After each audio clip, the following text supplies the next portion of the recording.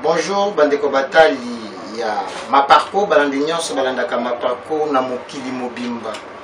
Lelo toye pona ko répondre na ba mituna etonami mwa mingi na makambo etali ba conflit parcellaire.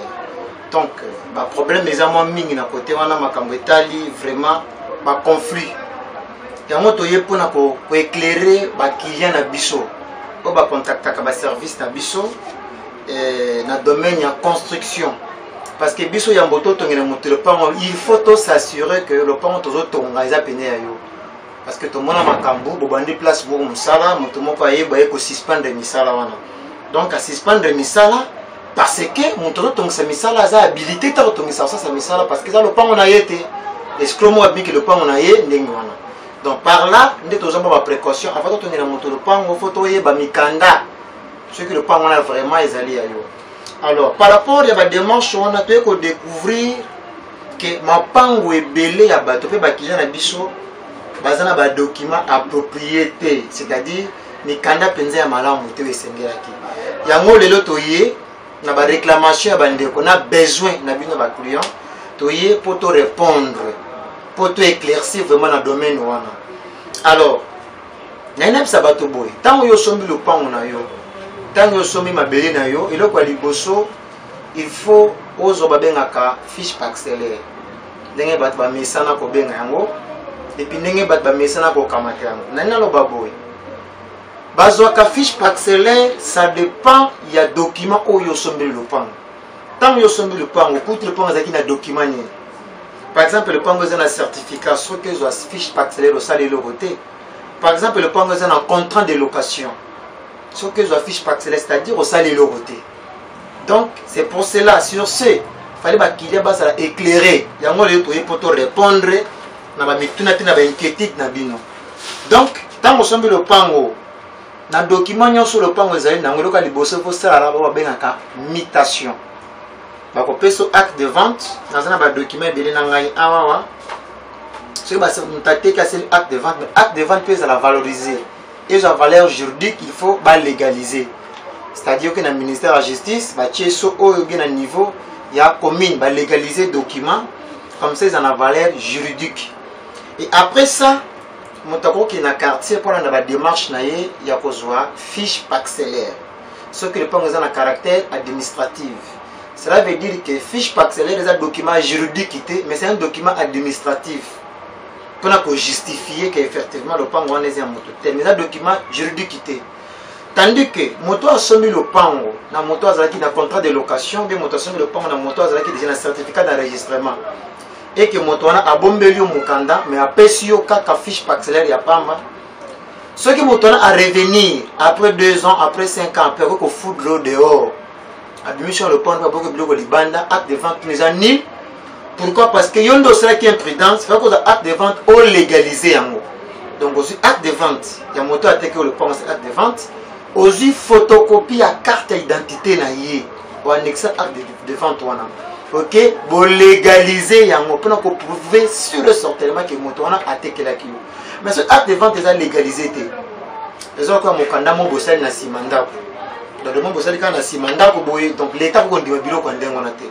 Donc pour te faire protéger, il faut d'abord qu'on légalise l'acte de vente en premier lieu. Alors, deuxièmement, ce que le pango zaki n'a problème, il y a zaki n'a document, il y a fiche parcellaire, au ça ce qu'on appelle mutation, c'est-à-dire, balonga le pango na combo ya moteki et bacha le pango na combo ya mosombi.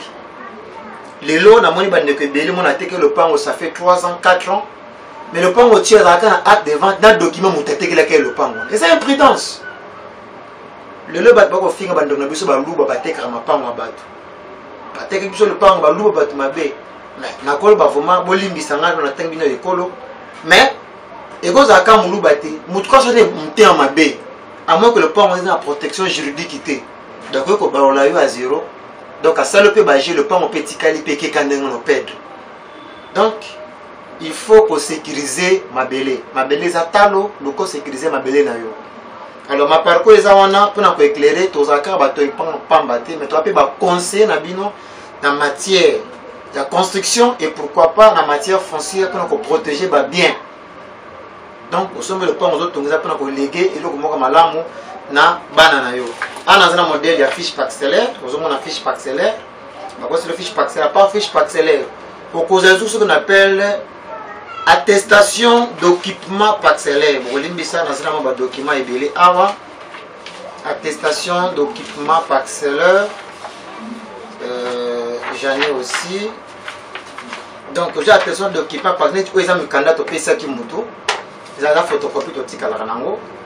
Donc vous avez une attestation d'équipement parcellaire. Na photo ya Mosombi ou Asomaki. Et puis na sima, asa na fiche parcellaire na eza ba copie ndenge bozomona. Et puis awa asa na acte de vente. Acte de vente et puis ils ont légalisé. Ba bureau ndenge ba sali ba caché awa. Donc tout ça ils ont bureau là to sela la galia misalango ba tonde éclairer na opinion. Mais après avoir qu'on a mikanda ou ba fiche parcellaire, bloc ba quartier, attestation d'équipement parcellaire ou légaliser acte de vente. Na ndiki loka motuya et un contrat de location. Contrat de location, c'est un ministère des Affaires foncières. Et un document où ils ont fait protéger d'une manière sur le plan juridique. C'est ainsi que le document où il y a un contrat de location, ça fait le terrain vide, c'est-à-dire le pan où il y a un côté, ou bien il y a un mandat pour il y a mouké. Ça fait une valeur juridique pendant 3 ans. On va faire union sur le contrat de location. On a sur le contrat de location, on a un article. On a un lopango, on a un candidat lopango. On a un boucle lopango. On a un ciment, on a un cachet. Et puis, il y a un contrat de cession de bail. Voilà. Attention de Nini. On fait ça au niveau affaires foncières. Et puis, à la fin, on fait ça au procès verbal. Procès verbal. Et puis, on fait ça croquis. Quand on signifie le pan, on a ici quand ils ont la place sur le vendre. Alors, ceux qui ont eu Mikanda Oyo, ils ont ici le plan juridique qu'on a protégé.